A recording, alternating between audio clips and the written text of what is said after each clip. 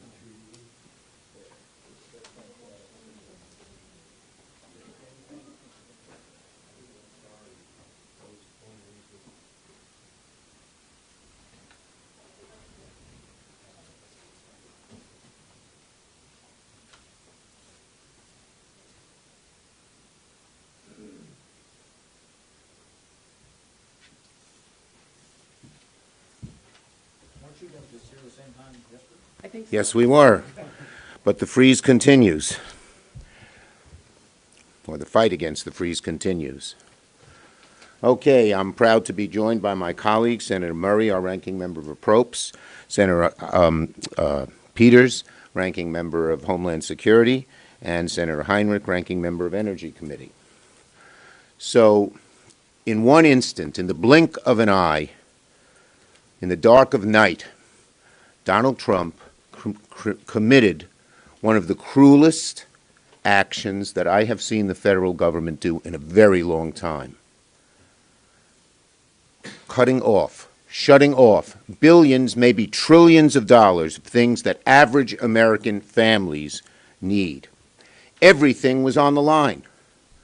Our police officers who keep us safe, our firefighters who keep us safe, hospitals, particularly rural hospitals that need their funding to help sick people. Our cities, our schools, from one end of the country to the other. You cut off school funding, Property taxes go up. People hate property taxes. And every corner of the country is feeling the wrath of Donald Trump's cruel plan. In fact, I call his plan, it can be described many bad ways. It is lawless. It is foolish. But it also could be described by the three C's: chaotic, careless, cruel. Every corner of the country is just in panic about what Donald Trump will do. And make no mistake about it, this was not an accident. This was not something said, oh, we need to study a few things. I was asked today by somebody, well, don't they need to study the federal government programs? They can study them, but you don't cut them first and then study them later. That's backwards.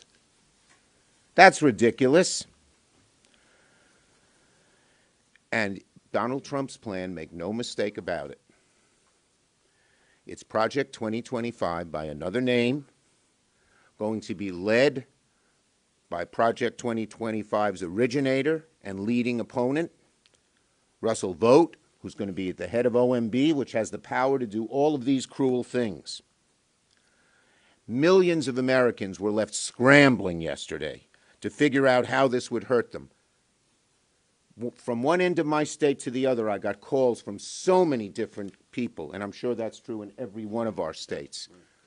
Donald Trump, with his cruel policy, has aroused the American people and begun to show them how this administration is not for working families, but for the billionaires, because they want to make these cuts so they can cut taxes on the wealthiest of Americans and the biggest corporations.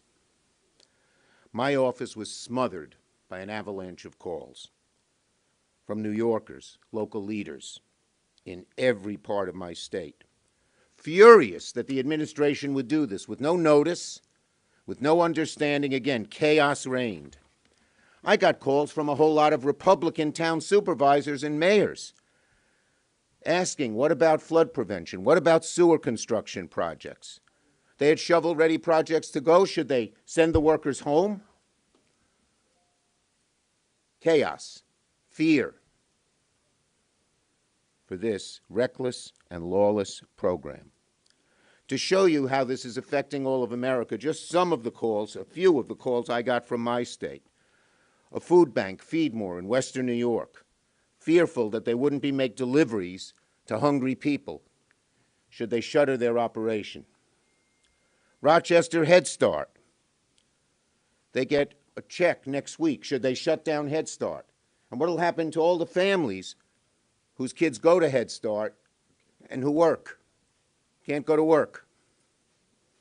I got calls from the Family and Children's Association of Long Island. They treat substance abuse. They get weekly funding payments or biweekly. What are they going to do? Tell these people who are in the middle of therapy and need help, go home? Churches United for Fair Housing. They're in the process of building some housing. Do they send the workers home? They don't want to keep them there for weeks. School districts wanting to know, should they continue to serve school lunches for the kids next week? Community health centers like Cornerstone Family Health in the Hudson Valley. They started making a plan to triage what services they could provide and what services they couldn't. The Roswell Cancer Center, which has done so much groundbreaking research up there in Buffalo, asking if research would vanish. Should they stop interviewing new scientists who were coming to apply for jobs? This is all awful. How is freezing all these funds going to help families pay for groceries? How is it going to make neighborhoods safer? How is it going to create new jobs? Of course it won't. In fact, it's going to do the opposite. It will only raise costs, threaten communities, kill good-paying jobs. Under Donald Trump's plan, America is less safe, less healthy, Families are on the chopping block. Food inspectors, should they go home? Don't we want our food to be safe? And even small things. I was in Buffalo and Rochester Monday before, talking about the $300 million we all put in the budget to fight avian flu in November. Is that going to be cut? The price of eggs was $2 a year ago. It was $4 in November. It's $5 to $6 in New York right now. It'll go up to $8. That's just one small cut affecting America's costs on something they're really aggravated about, the high cost of the price of eggs. So, this is just terrible. Now, I know you'll say, well, there's a federal judge on Monday who's going to rule. They put a pause. We know what Trump and Vogt are up to. This is their blueprint. This is what they want to do. And they are going to keep at it, but I want to assure the American people we are going to keep fighting and fighting and fighting until this cruel, evil program that causes such chaos from one end of America to the other is dead. Patty. Oh, wait, I forgot to mention one thing. Just a little news. Last night I talked to a few of the governors, and tonight we will be on the phone with the governors, with the Democratic governors, not only to get feedback from their states, but to coordinate our response. This response is going to continue for a long period of time, and it's going to be in every corner of America at every level of government. Patty, let me get my papers. Well, thank you, Leader Schumer. While a judge has put this illegal move to freeze federal grants on hold for a very few short days, as Senator Schumer talked about, the threat and the chaos and the panic remains. And let's be clear, Trump's administration's half-hearted steps yesterday to clean up this massive mess they have made just affirms two things. One, they are still illegally withholding federal funds that are law. And two, this is an administration whose sheer incompetence, combined with their bad intentions and willful disregard of the law, is creating mass panic and chaos and hurting people everywhere. Their explanations have created no clarity or certainty for many panicked families, businesses, nonprofits, towns, and states. And they don't actually change the basic fact that Trump is holding up funding our communities are counting on, and funding that is law. Because first off, there are a lot of programs they are saying won't be affected, when that is not what organizations across the country are experiencing. Just one example, yesterday, Head Start providers were locked out of their reimbursement portal, meaning folks that are taking care of our youngest kids were suddenly not sure how they're going to keep the doors open or pay their teachers and staff. Rental assistance. The payment system for housing authorities was down yesterday. I checked again with my staff this morning. It is still down. And beyond that, there is just a long list of programs still left completely on the chopping block. Programs that help red states and blue states alike. Meanwhile, a tribe back in my home state of Washington told me just a little bit ago that they are having to determine if they need to lay off 400 people. Community health centers have been having difficulty drawing down their federal funds. Sometimes they are the only providers, especially in our rural or remote communities. It is the end of the month. They need to make payroll. There are real patients to consider here as clinics have to think about whether they have the funds to cover services because of this illegal move. Funding for firefighters. You know what doesn't stop when federal funding stops? Fires. I mean, the list goes on and on. The calls are coming in, and the chaos, I'm here to tell you, has not died down this morning. There's really only one solution here in the Senate, and that is for all of us to stand up and say enough, to demand that President Trump revoke these reckless orders and recognize Congress. Congress has the power of purse. We will fight this in the courts, yes, but President Trump needs to back down from this reckless order that is hurting Americans and just follow the law as Congress wrote it. This kind of freeze is going to hurt their states just as much, if not more. This is not a red or blue issue. And so, as Leader Schumer has said, we're going to keep sounding the alarm and pointing out who President Trump is hurting. We're going to listen to folks back home and raise their stories for everyone to hear. None of us were elected to hurt people or sow chaos. We are elected to help people and solve problems. I hope every member of Congress works with us to make that clear and work to tell President Trump the law is the law. Work to tell him that Congress is a co-equal branch of government and the executive is there to execute the laws Congress has written. The White House needs to stop hurting the American people. Senator Peters. Well, thank you. I won't reiterate some of the comments made by my colleagues here, except for the fact that all that is happening in my colleague states is also happening in the state of Michigan. So this is clearly a national issue, and I speak for all of my colleagues in our caucus that are experiencing this. Grant funding pay for police, firefighters, which is something that is particularly problematic. One thing I haven't heard here, but I've heard back in my state, there are even small businesses, especially those that get grants like the SBIR. Small businesses are worried, will I be able to make payroll? Do I need to worry about that? Do I need to tell my employees that?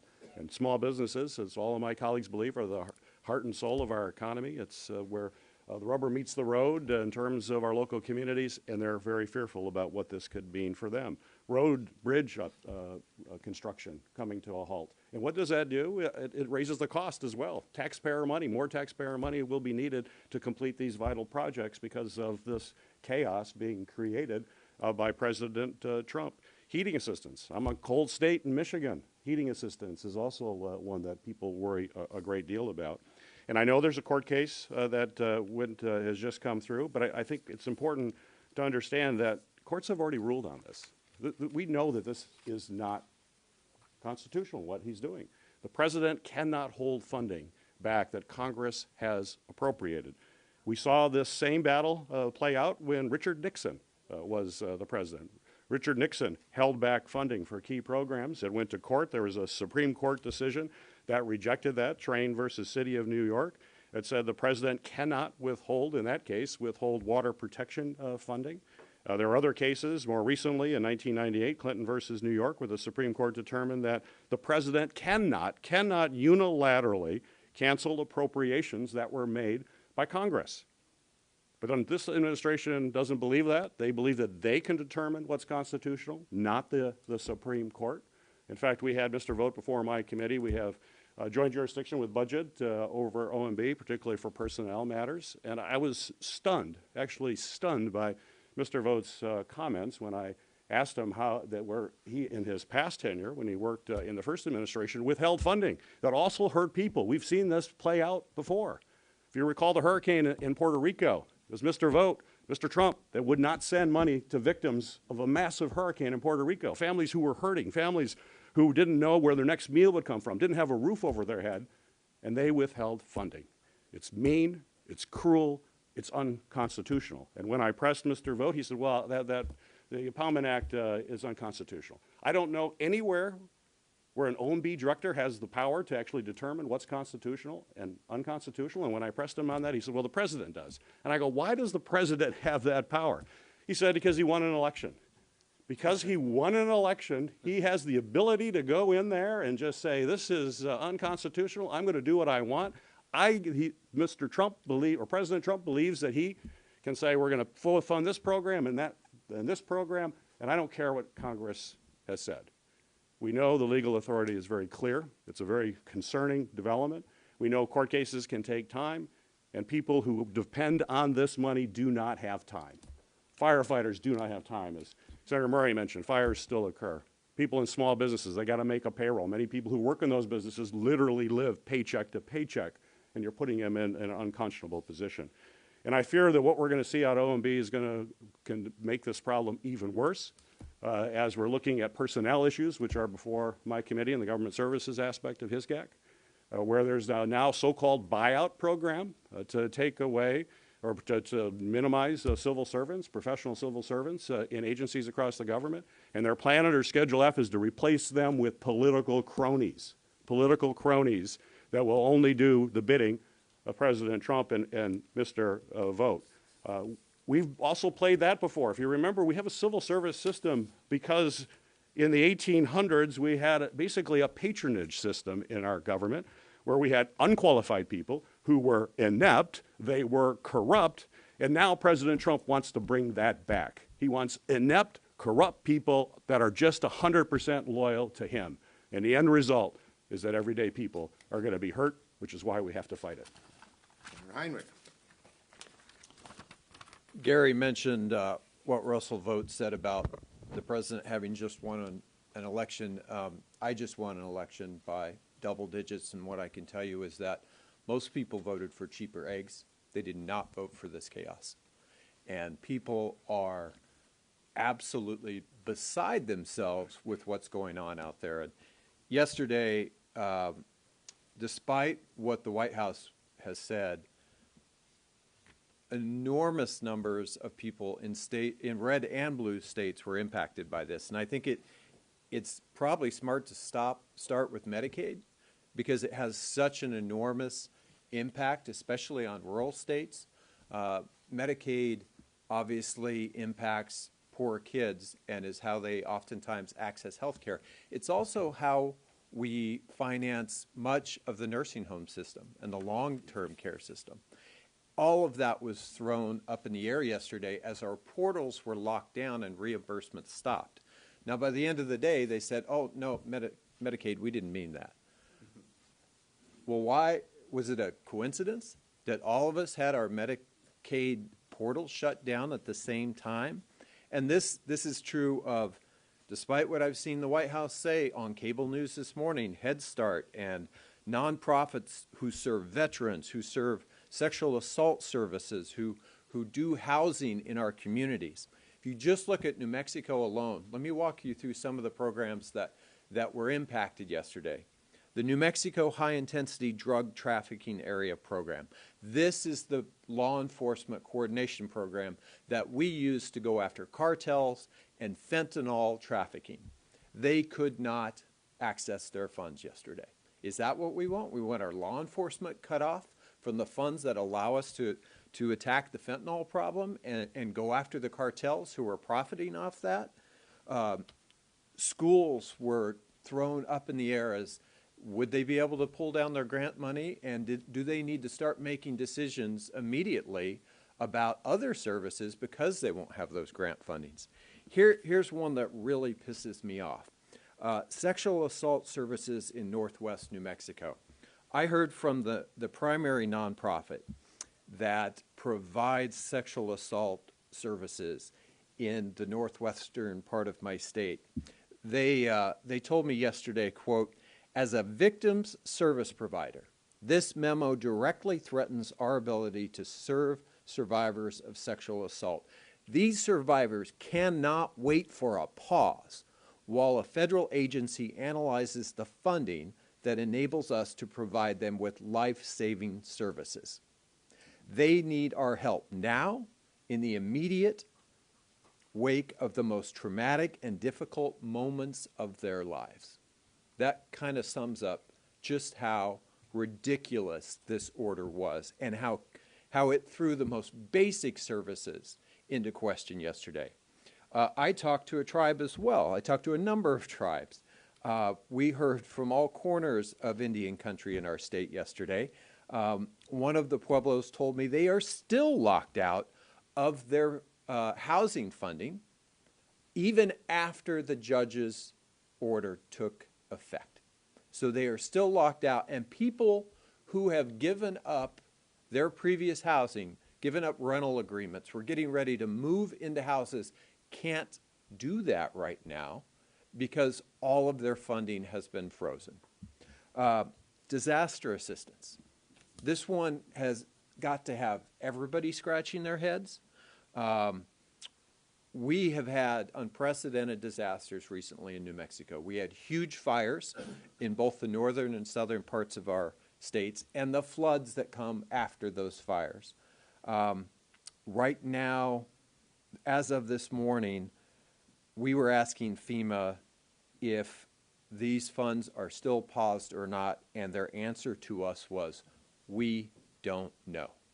So you're going to tell people who are the victim of these fires, one of which was actually the result of actions of the federal government that impacted these communities, that we're going to hold up your disaster assistance funding until we figure out whether giving you that funding is somehow woke. I mean, this is just ridiculous, folks. So my message to all of you and to the administration is simple. Let's follow the law. Let's get back to democracy, and let's get back to work for the American people who just want to be able to go about their lives without this chaos. Thank you, my colleagues. First, I wanted to make two more points. So you've heard we're hearing from people from every corner of our states. But we are also, I was today on a Zoom with about 50 TV stations in New York. We are urging, I did, and we are all urging our groups to contact particularly their Republican senators and their Republican congressmen and tell them to tell Trump to cut this out. It's causing too much chaos. That's number one. Number two, so Carson has this plan, flood the zone, throw so much junk against the wall that no one will notice. Well, they sure screwed up with this one because everyone's noticing. And what are they noticing? They're noticing health care and housing for seniors and veterans being cut, funding for hospitals and community health centers being cut, Meals on Wheels and food pantry being cut, school meal programs being cut, tax relief for families, veterans in retirement being cut, police and firefighting funding being cut, funding for the HIDA program, which Martin mentioned, and we have the same problem in New York State. Some of our HIDA people are complaining, being cut, disaster relief being cut, small business being cut. This has woken up the American people about what this administration is up to. They tried to flood the zone. This broke right through. Questions on this subject? This subject. Yeah. So yesterday there were a number of Democrats who, in protest because of this, switched their vote from the cloture vote to oppose Sean Duffy on the floor. Should we continue to see that on other votes for nominees who might be bipartisan in protest of this? Well, there is. And how that will play out on these nominees? Yeah, there are certain nominees that we're particularly focusing on. Kennedy today, I guess he's having his hearing as we speak now. The guy from the FBI, Kash Patel, Tulsi Gabbard of DNI. We're focused on some particular people who we think we might get some Republican support on. Yes? Obviously, there's a government funding deadline in the middle of March. How is this affecting those negotiations or lack of negotiations? I'll call on happy to Patty as respond our to that. appropriator. You're absolutely correct. There's a funding deadline March 14th. We need to have a top line. We need to get our committees working to reach an agreement that has enough votes in the House and the Senate to pass. It is extremely difficult to agree to a compromise on anything if the White House is going to assert that they control the funds, we don't. So this is really putting that in jeopardy. Yes. Yes, sir. You talked about these different organizations and people in New York reaching out to you. You've encouraged them to obviously keep up this effort and to possibly contact the president in any way, shape, or form. But do you realistically think that the president is going to listen to many of these people in upstate New York who are struggling? The roots of democracy are deep. And what we're saying is go to your local official, your local congressman, or your local senator, and have them get to the president. But the roots of democracy are deep. People are aroused. I haven't seen people so aroused in a very, very long time in terms of trying to get this done. So yes, I think democracy will have an effect, and we are going to keep at it. We're going to keep at it legally. We're going to keep at it legislatively, but we're also going to keep at it in terms of the grassroots. Thank you, everybody. Thank you.